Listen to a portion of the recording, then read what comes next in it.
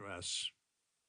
70 years ago, our fathers brought forth on this continent a new nation, conceived in liberty and dedicated to the proposition that all men are created equal. Lincoln's words were true. A nation born in liberty and freedom was torn asunder by its original sin, the scourge of slavery. America needed to be cleansed and born again. Thus, the Gettysburg Address concluded with the call for the country's second birth, that this nation, under God, shall have a new birth of freedom, and the government of the people, by the people, for the people, shall not perish from the earth.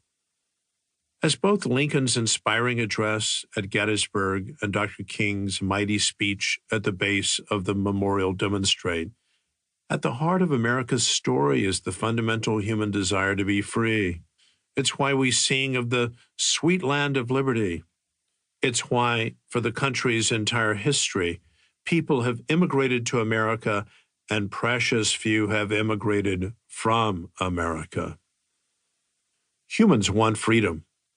Were it not for freedom, the land would be bitter, as it was in the Egypt of old when the displaced children of Israel suffered interminably under slavery's cruel yoke for more than 400 years.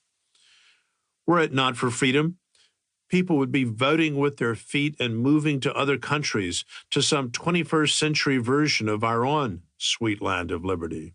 Were it not for freedom, thousands from across the globe, from Venezuela, from Syria or Cuba, wouldn't be leaving their homelands for a shot at entering America.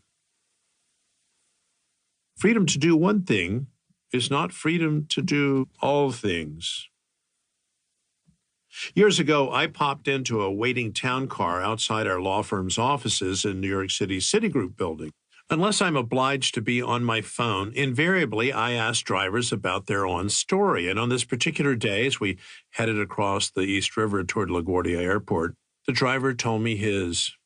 He had recently come to America from Albania. Why? I inquired, politely. His response embodied the human longing for liberty. Very simple. In Albania, you can eat bread. You can eat bread anywhere. But in America, you can eat bread in freedom. My new friend from Albania was on to something. But freedom is not self-defining. It might be tempting to believe that since he was free to do one thing, eat bread, wherever and whenever he pleased, he might do anything he wanted. But we all know that can't be right. After all, life within a community carries with it the inevitable restraints of law. I can't drive my car as fast as I want, even if no one else is on the road. If I'm traveling on foot, I can't take a shortcut across someone's property if there's a fence with a no trespassing sign prominently displayed. In countless everyday ways, our freedom is rightly constrained. The formal limitation on freedom is called law, or limitations enforceable by law. Justice Oliver Wendell Holmes Jr. made the point well. As a basic constitutional right, Americans enjoy freedom of speech, but that freedom does not encompass shouting, "Fire!" in a crowded theater. Liberty within a community necessarily has limits based upon the felt needs of the social order. Even in the current age of turmoil and division, Americans are truly blessed to live in a land of liberty. But our system is emphatically not libertarian in nature. In the age of COVID-19, the context in which I'm writing this book, some communities require masks to participate in public commerce.